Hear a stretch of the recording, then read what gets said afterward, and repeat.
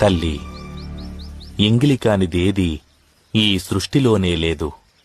రంగనాథుడికి ఎంతో ఇష్టమైన ఆవుపాలు ముందుగా ఆవుదూడ ఎంగిలి చేస్తుంది కదా.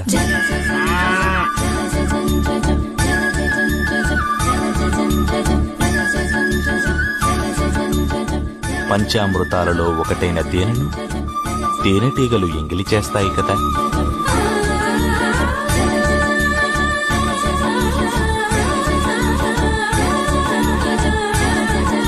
రంగనాథుడికి సమర్పించే విరిపూలను తుమ్మెదలు ఎంగిలి చేయవా?